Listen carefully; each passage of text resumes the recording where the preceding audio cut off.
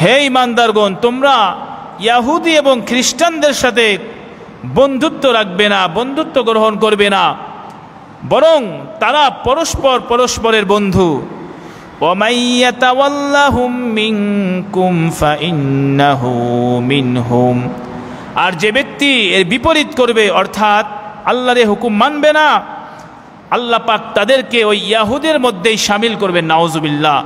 মুসলমান হয়ে যদি ইহুদিদের সংস্কৃতি, কালচার, ইহুদিদের সাথে উঠা বসা, ইহুদিদের অনুসরণ করা হয়, তাহলে আল্লাহ তাআলা ওই নামধারী মুসলমানকে ইহুদির মধ্যেই শামিল করবেন। এজন্য আমাদের খেয়াল রাখা লাগবে যে আমি একজন মুমিন, আমি একজন মুসলমান, আমার ধর্ম মুসলিম, আমার ধর্ম ইসলাম, আমাকে ইসলামী আইন অনুসরণ করা উচিত, আমাকে ইসলামের আইন প্রতিষ্ঠার ব্যাপারে আগ্রহ থাকা উচিত, ইসলামের আইনকে সাধুবাদ জানানো উচিত। আল্লাহ সুবহানাহু ওয়া তাআলা পবিত্র কুরআনুল কারীমের মধ্যে ইরশাদ করেন, ইয়া আইয়ুহাল্লাযীনা আমানু লা তাত্তাখিযু আদুওয়ি ওয়া আদুওয়াকুম। সূরাতুল মুমতাহিনা মাদানিয়া। আল্লাহ সুবহানাহু ওয়া তাআলা সূরাতুল মুমতাহিনা নামে একটি সূরা নাজিল করেছেন কুরআনুল কারীমের মধ্যে। এই সূরার অধিকাংশ আয়াত এবং বিশেষ করে প্রথম আয়াতগুলো যে উদ্দেশ্যে আল্লাহ তাআলা নাজিল করেছেন, আল্লাহ সুবহানাহু ওয়া তাআলা এই আয়াত নাজিল করেছেন, তার প্রেক্ষাপট হলো যখন রাসূলুল্লাহ সাল্লাল্লাহু আলাইহি ওয়াসাল্লামের সাথে মক্কার কুরাইশদের সন্ধি হলো। এই সন্ধি 2 বছর পর্যন্ত তারা মানল। 2 বছরের পরে এই সন্ধি মক্কার কুরাইশ কাফেররা ভঙ্গ করে ফেলল। রাসূলুল্লাহ সাল্লাল্লাহু আলাইহি ওয়াসাল্লাম যখন দেখলেন তারা তাদের সন্ধি ভেঙে ফেলেছে, তখন রাসূলুল্লাহ সাল্লাল্লাহু আলাইহি ওয়াসাল্লাম মদিনার মধ্যে সাহাবা ইকরামদেরকে নিয়ে একত্রিত করে পরামর্শ করলেন এবং বললেন যে মক্কার কুরাইশ কাফের ইকরামদের মধ্যেই একজন হাতিব রাদিয়াল্লাহু তাআলা আনহু, উনি কি করলেন, উনি একটি পত্রে ওনার পক্ষ থেকে লিখলেন, এগুলো লিখলেন যে মক্কার মধ্যে মুহাম্মদ সাল্লাল্লাহু আলাইহি সাল্লাম এবং তার দলবল সহ সাহাবা ইকরামদেরকে নিয়ে মক্কা বিজয়ের উদ্দেশ্যে রওনা দিচ্ছে। এই পত্রটা লিখে একজন মহিলার কাছে পাঠিয়ে দিলেন। তো রাসূলুল্লাহ সাল্লাল্লাহু আলাইহি ওয়াসাল্লাম যেহেতু এটা বলতে নিষেধ করেছিলেন, তারপরেও একজনের মাধ্যমে এই কথাটা এরকম প্রকাশ হতে লাগলো। তখন আল্লাহ সুবহানাহু ওয়া তাআলা রাসূলুল্লাহ সাল্লাল্লাহু আলাইহি সাল্লামের ওহীর মাধ্যমে জানিয়ে দিলেন, আপনারা যে মক্কায় যাবেন এই কথা অমুক মহিলার কাছে একটি কাগজপত্র আছে, সে নিয়ে যাচ্ছে মক্কার কাফেরদের কাছে পৌঁছে দেওয়ার জন্য। তো রাসূলুল্লাহ সাল্লাল্লাহু আলাইহি ওয়াসাল্লাম হযরত আলী রাদিয়াল্লাহু তাআলা আনহুকে ডাকলেন। এটা আছে বুখারী শরীফের 4890 নম্বর হাদিস। বুখারী শরীফের 4890 নম্বর হাদিস। হযরত আলী রাদিয়াল্লাহু তাআলা আনহু বলেন যে আমি এবং হযরত জুবাইর রাদিয়াল্লাহু তাআলা আনহু এবং মিকদাদ রাদিয়াল্লাহু তাআলা আনহু সহ আমাদেরকে রাসূল বললেন, তোমরা যাও, নির্দিষ্ট একটি জায়গার নাম বলে দিলেন, অমুক জায়গায় দেখবে একজন অশ্বরোহিণী আছে, অর্থাৎ ঘোড়ার উপরে সওয়ার আছে একজন মহিলা, ওই মহিলার কাছে একটি পত্র আছে, ওই পত্রটা তোমরা নিয়ে আসবে। হযরত আলী কাররামাল্লাহু ওয়াজহু রাদিয়াল্লাহু তাআলা আনহু উনি ওই সাহাবাদেরকে নিয়ে সেখানে গিয়ে দেখলেন ওই মহিলা সেখানেই পর্যন্ত পৌঁছিয়েছে। হযরত আলী রাদিয়াল্লাহু তাআলাকে বললেন, তোমার কাছে একটি পত্র আছে, চিঠি আছে, চিঠিটা দিয়ে দাও। ওই মহিলা বলল, না, আমার কাছে কোনো পত্র নাই, চিঠি নাই। তো তার কাছে যা কিছু ছিল এগুলো তল্লাশি করা হলো, পাওয়া গেল না। হযরত মিকদাদ রাদিয়াল্লাহু তাআলা জুবাইর রাদিয়াল্লাহু তাআলা বললেন, কিছুই তো পাওয়া গেল না। তো হযরত আলী রাদিয়াল্লাহু তাআলা ওই মহিলাকে বললেন, দেখো রাসূলুল্লাহ সাল্লাল্লাহু আলাইহি সাল্লাম যেহেতু বলেছে তোমার কাছে চিঠি আছে, অবশ্যই তোমার কাছে চিঠি আছে। তুমি যদি ভালোভাবে চিঠি না দাও তাহলে কিন্তু তোমার উলঙ্গ করে হলেও চিঠি বের করব। তখন ওই মহিলা তার চুলের খোপার মধ্যে থেকে চিঠি বের করে হযরত আলী রাদিয়াল্লাহু তাআলাকে দিলেন। এই বুখারী শরীফের মধ্যেই 6259 নম্বর হাদিসে আছে, এই হাদিসটাই একটু ভিন্নভাবে। সেটাই আছে, সে একটি কাপড় তার এরকম কোমরে বাঁধা ছিল, ওই কাপড়ের মধ্যে ওই পত্রটা রেখেছিল। দেখুন সাহাবা ইকরামরা রাসূলুল্লাহ সাল্লাল্লাহু আলাইহি সাল্লামের কথা কিভাবে মানতেন, যে রসুল বলেছে চিঠি আছে, আর সাহাবা ইকরামরা এটার মধ্যে কিঞ্চিত পরিমাণ সন্দেহ করে নাই। যেহেতু রসুল বলেছেন আছে, অবশ্যই আছে। ঠিকই চিঠিটা মহিলার কাছে ছিল। তো ওই চিঠিটা নিয়ে রাসূলুল্লাহ সাল্লাল্লাহু আলাইহি সাল্লামের কাছে চলে আসলো, রসুলকে দিলেন। রাসূলুল্লাহ সাল্লাল্লাহু আলাইহি সাল্লাম ওই চিঠিটা বের করে দেখলেন যে ওই চিঠিতে লেখা যে হযরত হাতিব রাদিয়াল্লাহু তাআলার পক্ষ থেকে কুরাইশদেরকে জানানো হচ্ছে যে মুহাম্মদ সাল্লাল্লাহু আলাইহি সাল্লাম এবং তার সাহাবা ইকরাম মিলে মক্কা বিজয়ের উদ্দেশ্যে আসছে।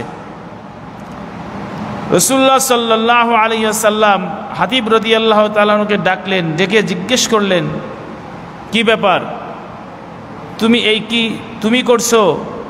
আমি তো নিষেধ করেছিলাম। হাতিব রাদিয়াল্লাহু তাআলা তখন ওজর পেশ করলেন, ইয়া রাসূলুল্লাহ, আমি আপনার কথা অমান্য নিয়তে করি নাই, আপনাকে অবিশ্বাস করি নাই, আমি মুরতাদ হয়ে যাই নাই, আমি দিন থেকে সরে যাই নাই, বরং আমি এজন্য পাঠিয়েছি আপনার সাথে যত সাহাবা ইকরাম মুহাজির হয়েছেন, হিজরত করেছেন, কেবলমাত্র কুরাইশ বংশে আমার কোনো আত্মীয় স্বজন নাই, এখানে সব মুহাজিরদেরই আত্মীয় স্বজন আছে, যার কারণে তাদের পরিবার পরিজনকে তারা দেখভাল করে। কিন্তু আমার পরিবার আছে মক্কার মধ্যে, কিন্তু আমার কুরাইশ বংশে কোনো আত্মীয় স্বজন নাই। এজন্য আমি ভাবলাম আমি যদি এই কথাটা কুরাইশ কাফেরদেরকে জানিয়ে দেই, হয়তোবা এই আমি তাদেরকে এতটুকু উপকার করার কারণে তারা আমার পরিবার পরিজনের সাথে জুলুম করবে না, দেখভাল করবে। এজন্য আমি এই চিঠিটা লিখছি। রাসূলুল্লাহ সাল্লাল্লাহু আলাইহি ওয়াসাল্লাম তার ওজর কবুল করলেন, কারণ আল্লাহ সুবহানাহু ওয়া তাআলা অনেক আয়াতের মধ্যে এ ব্যাপারে বলবেন। সাহাবা ইকরামরা তখন রাগ হয়ে গেল যে সে মুনাফিকি করলো, আমাদের মধ্যে থেকেই সে গোপন তথ্য অন্যকে জানিয়ে দিল। হযরত ওমর রাদিয়াল্লাহু তাআলা আনহু বললেন যে ইয়া রাসূলুল্লাহ, আপনি আমাকে অনুমতি দেন আমি তার গর্দানটা নামিয়ে দেই, কারণ সে কেন আমাদের কথা মক্কায় জানালো। রাসূলুল্লাহ সাল্লাল্লাহু আলাইহি সাল্লাম বললেন, ওমর, তুমি তার সম্পর্কে কি জানো না? সে তো বদরি সাহাবী। আল্লাহ সুবহানাহু ওয়া তাআলা বদরি সাহাবীদের ব্যাপারে বলেছেন, যারা বদরের যুদ্ধে অংশগ্রহণ করেছে, তোমরা যা ইচ্ছা তাই করো, সব কিছু আল্লাহ তাআলা মাফ করে দিবেন। এই ঘটনাকে উদ্দেশ্য করে আল্লাহ সুবহানাহু ওয়া তাআলা এই আয়াত নাজিল করলেন, ইয়া আইয়ুহাল্লাযীনা আমানু লা তাত্তাখিযু আদুওয়ি ওয়া আদুওয়াকুম আউলিয়া। হে ঈমানদারগণ, আল্লাহ সুবহানাহু ওয়া তাআলা ঈমানদারদেরকে ডেকে বলতেছেন। আল্লাহ সুবহানাহু ওয়া তাআলা কুরআনুল কারীমের অন্যান্য জায়গার মধ্যে ইয়া আইয়ুহান নাস এ কথা বলেছেন, হে মানুষ সকল। ইয়া আইয়ুহান নাস উবুদু রাব্বাকুমুল্লাযী খালাকাকুম, হে মানুষ সকল, তোমরা তোমাদের রবকে ভয় করো। অন্য এক জায়গার মধ্যে বলেছেন ইয়া আইয়ুহান নাস ইত্তাকুল্লাহ, হে মানুষ সকল, তোমরা আল্লাহকে ভয় করো। আর আল্লাহ সুবহানাহু ওয়া তাআলা এখানে বলতেছেন ইয়া আইয়ুহাল্লাযীনা আমানু, হে ঈমানদারগণ। এখানে মানুষের কথা বলে নাই, ইমানদারদের কথা বলেছে।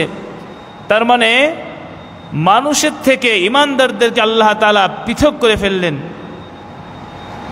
একটা উদাহরণ দেই, যেমন আমাদের পরিবারের পরিবেশ এরকম, পরিবারের মধ্যেই যখন দেখা যাচ্ছে বাবা তার সন্তানকে যখন নাম ধরে ডাক দেয়, হে আব্দুল্লাহ, এভাবে নাম ধরে যখন ডাক দেয়, তখন কিন্তু ওই ছেলের দিলের মধ্যে ভয় আসে যে বাবা আমাকে নাম ধরে উচ্চ আওয়াজে ডাক দিল, মনে হয় কোনো ধমক দিবে, শাস্তি দিবে, এরকম কিছু। আর যখন সে আব্দুল্লাহ নাম ধরে না ডেকে বরং যদি বলে আব্বু এদিকে আসো, তো আব্বু যখন বলে তখন কিন্তু সন্তান সে নিশ্চিত হয়ে যায় বাবা আমাকে আদর করবে, ঠিক কিনা? আব্বু বলে ডাক দিছে, তখন বোঝা যায় যে বাবা আমাকে আদরের সুরে ডাক দিয়েছে, তার মানে বাবা আমাকে এখন আদর করবে।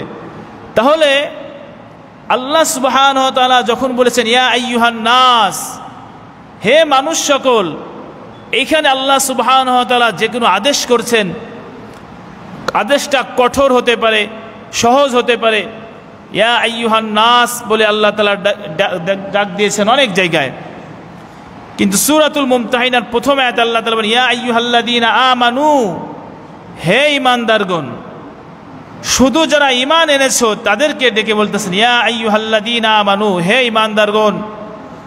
লা তাত্তাখিযু আদুব্বি ওয়া আদুওয়াকুম আউলিয়া,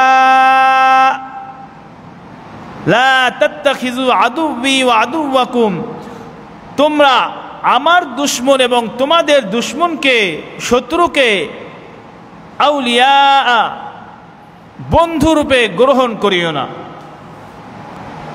আউলিয়া অলিউনের বহু বচন। অনেক সময় আমরা অনেকেই মনে করি অলি বললেই মনে হয় সে আল্লাহওয়ালা মানুষ, তাদেরকে অলি বলে।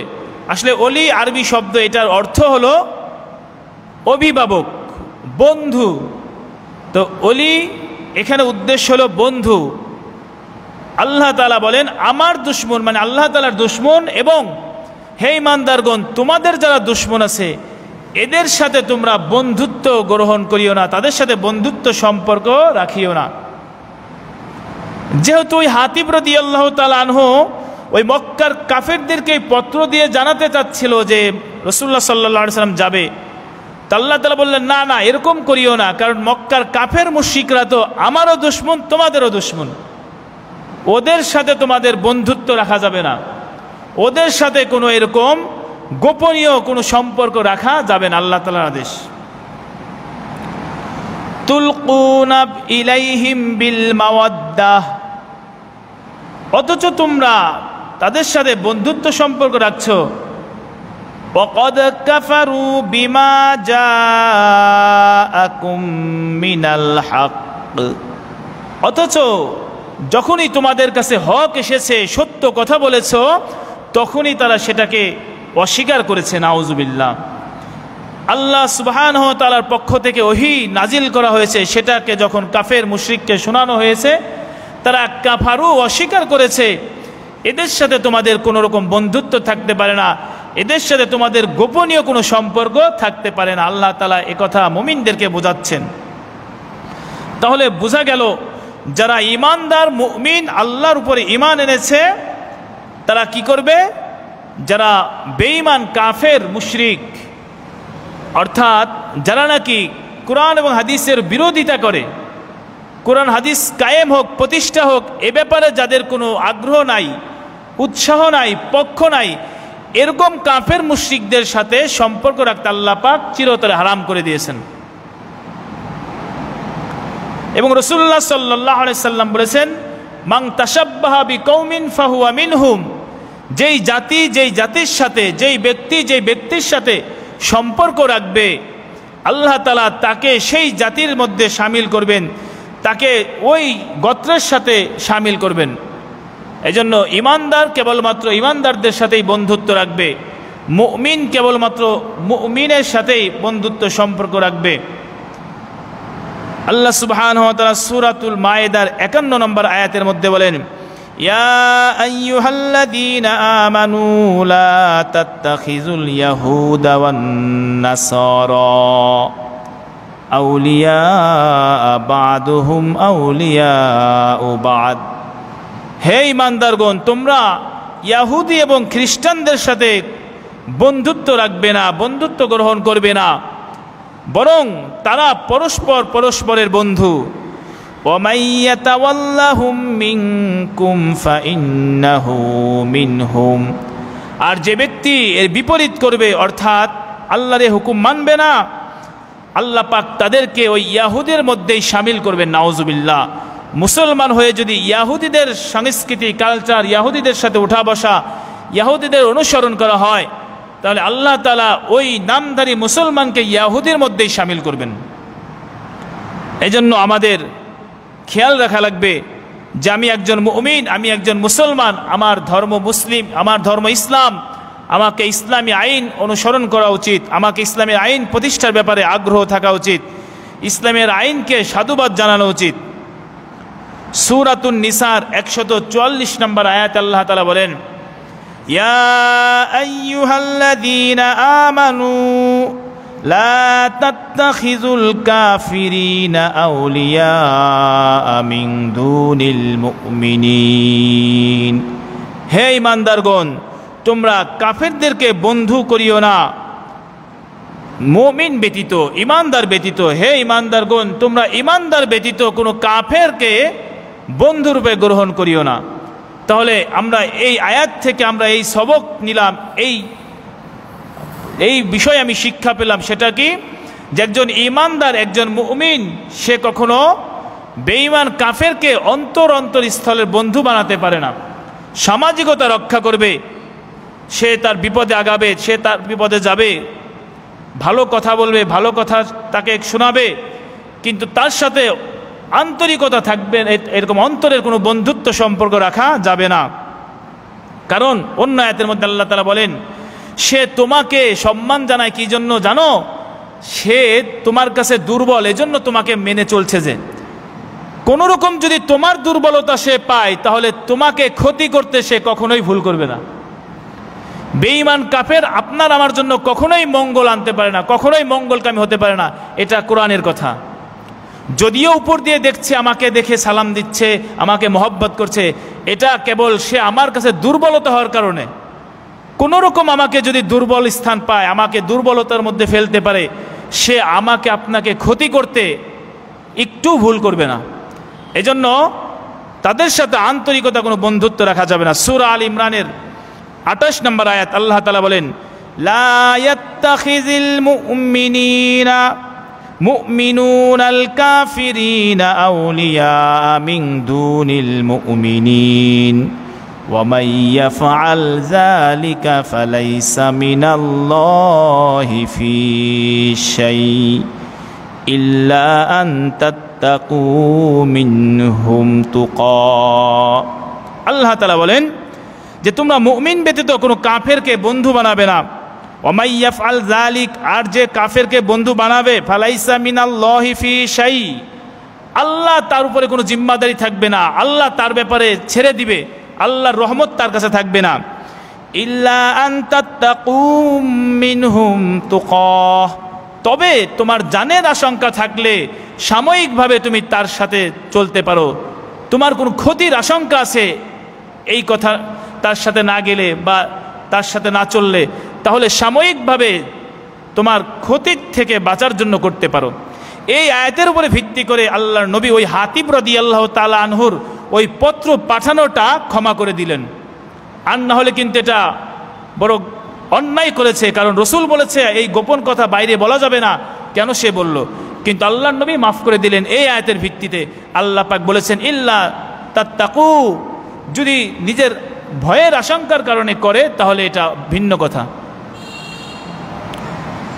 আল্লাহ সুবহানাহু ওয়া তাআলা এই আয়াত নাজিল করার পর রাসূলুল্লাহ সাল্লাল্লাহু আলাইহি ওয়াসাল্লাম তাকে ওজর গ্রহণ করলেন, সে আগের মতোই আবার স্বাভাবিক থাকলেন, সমস্ত সাহাবা ইকরামকেও তাকে আগের নজরেই দেখতে শুরু করলেন। আল্লাহ তাআলা বলেন, ইখরিজুনার রাসূলা ওয়া ইয়্যাকুম আন তুমিনু বিল্লাহি রাব্বিকুম, মুমিনদেরকে নসিহত করছেন আল্লাহ। ইখরিজুনার রাসূল, রসুলকে বের করে দিয়েছে, বহিষ্কৃত করেছে, ওয়া ইয়্যাকুম, এবং তোমাদেরকেও, আরে তুমি যে মক্কার কাফেরদের পক্ষ নিয়ে চিঠি পাঠাচ্ছ, তাদের জানিয়ে দিচ্ছ যে রসুল অমুক দিন আসবে, সবাই মক্কা বিজয়ের উদ্দেশ্যে তোমরা প্রস্তুতি নাও।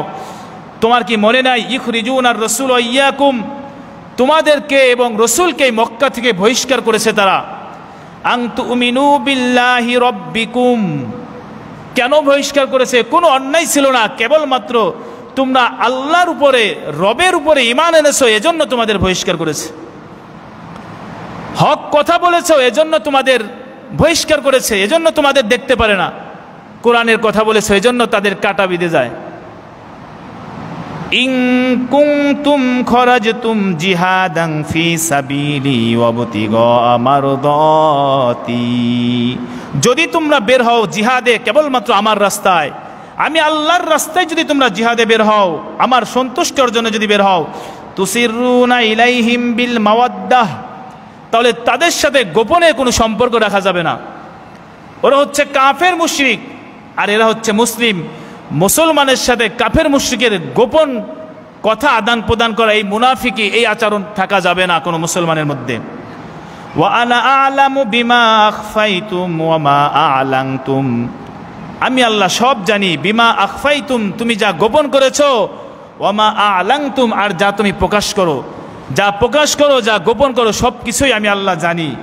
ওয়া মান ইয়াফআলহু মিনকুম ফাকাদ দাল্লা সাওয়া'আস সাবিল, আর যে ব্যক্তি এই কর্ম করবে, এই কাজ করবে, ফাকাদ দাল্লা, সে স্পষ্ট হারিয়ে ফেলেছে সাওয়া'আস সাবিল, সঠিক পথ, সরল পথ। তাহলে আজও যারা মুসলমানের সাথে থেকেও আবার কাফেরদের সাথে সম্পর্ক রাখে, এরকম আছে না নাই?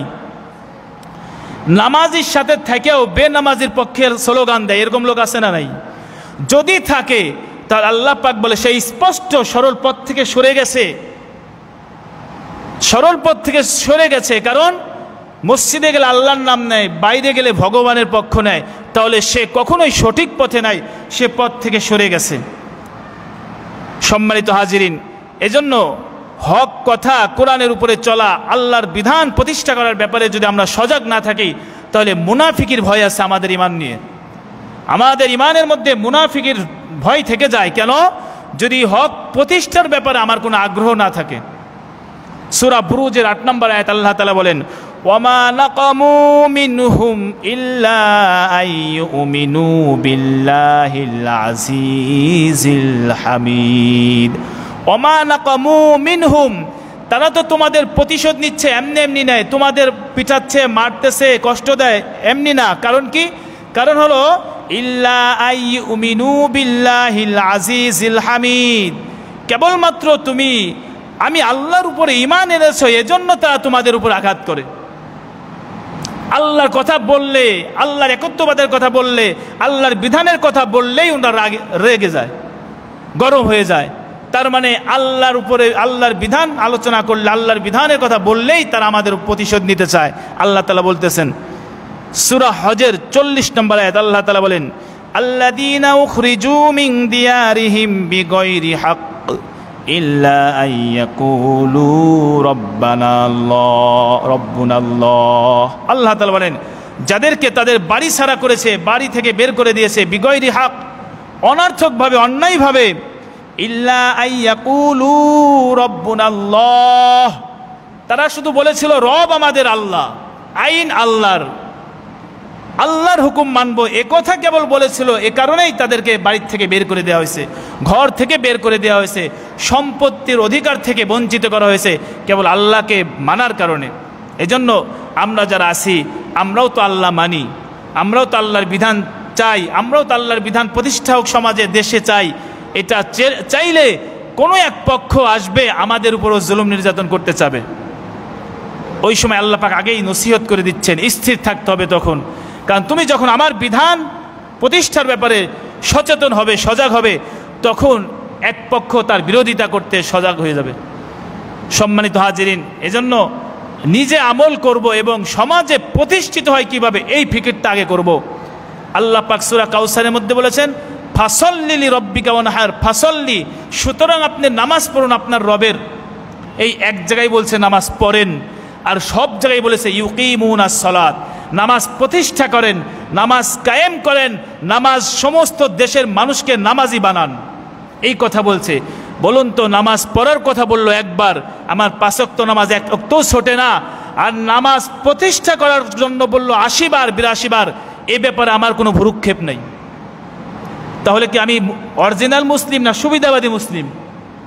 যেখানে গেলে মায়ের খাইতে হয় সেখানে আমি নাই, যেখানে গেলে গালি শুনতে হয় সেখানে আমি নাই, সালাম কালাম পাইছি আমি ঠিক আছে। সম্মানিত হাজিরিন, আল্লাহর নবী সর্বশ্রেষ্ঠ, সমস্ত নবীদের নবী, আমাদের নবী, ওনাকেও ঘর ছাড়া করছে এই দিন কায়েম করার জন্য। ওনাকে ঢিল খাইতে হয়েছে, ওনার গায়ে থুথু দিছে, ওনার চাচা ভাতিজা কেউ ঘরে অ্যালাউ করে নাই, কেবল ইসলাম মানার কারণে। আর আমরা কি বলি, আমার বাবা এটা বলতেছে এই জন্য করা যাবে না, আমার মা বলছে এইটাই করা লাগবে যতদিন আমি আছি, এরপরে তুই অন্যটা করিস, এই জন্য আমি করি না। তাহলে আমার আপনার ইমান কোথায়? আর ওই সাহাবায়ে কেরামের ইমান কোথায়? জান্নাত তো ওনরাও ফেরদাউস চাইছে, আমিও তো ফেরদাউসে চাচ্ছি। চাওয়ার সময় তো বলি না যে আমার ছোটটা দেন। যেই জান্নাতুল ফেরদাউসে সাহাবায়ে কেরামরা যাবে, ওইটা আমিও তো চাচ্ছি, আপনিও তো চাচ্ছেন। তো আমলের দিকে আসেন, তখন আর নাই, তখন আর নাই, কিন্তু চাওয়ার বেলায় আমারে বড়টা দিয়েন। সম্মানিত হাজিরিন, যেমন কর্ম তেমন ফল, এটাই স্বাভাবিক।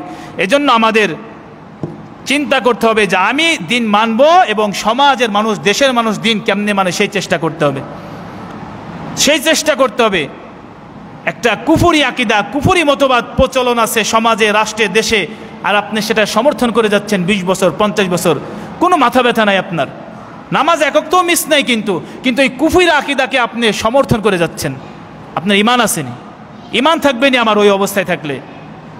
এজন্য কোরআনের কাছে আসি, আমরা সবাই কোরআনের কাছে আসি, দলের দিকে যাওয়ার দরকার নাই। কোরআন কি বলে, হাদিস কি বলে, এদিকে আসি, দেখবেন সরল পথ পেয়ে যাব। আর কোরআন হাদিস ছেড়ে যদি কোনো ব্যক্তির পিছনে দৌড়াতে থাকি, দেখবেন স্বার্থের কারণে ব্যক্তিও মাসালা ফতোয়া উল্টাভাবে দেওয়ার চেষ্টা করবে। আল্লাহ তাআলা আমাদের বুঝে আমল করার তৌফিক দান করুক। আল্লাহ তাআলা এরপরে বলেন, ইয়াসফুকুম ইয়াকুনু লাকুম আদা ওয়া ইয়াবসুতু ইলাইকুম আইদিয়াহুম ওয়া আলসিনাতাহুম বিসুই ওয়াদ্দু লাউ তাকফুরুন। যদি তারা তোমাদেরকে সুযোগ পায়, তাহলে তোমাদেরকে তাদের হাত দ্বারা, তাদের জবান দ্বারা তোমাদের উপরে জুলুম করবে, নির্যাতন করবে।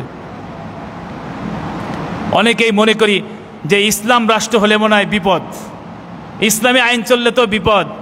আপনি পৃথিবীতে দেখেন, এবং মানে ততদিন পর্যন্ত এই পৃথিবী আল্লাহ পাক সৃষ্টি করেছে, এবং কিয়ামত পর্যন্ত যতদিন পর্যন্ত ইসলামী রাষ্ট্র না হবে আপনি শান্তি পাবেন না। লিখে রাখেন, যতদিন পর্যন্ত ইসলামী আইন বাস্তবায়ন না হবে সমাজে, ওই সমাজ কখনোই শান্তিতে থাকবে না, কখনোই শান্তিতে থাকবে না। এজন্য ইসলামী আইন কঠিন না, ইসলামী আইন সহজ। ইসলামী আপনার জানের নিরাপত্তা দেয়, ইসলাম আপনার সম্পদের নিরাপত্তা দিবে, গ্যারান্টি দিবে।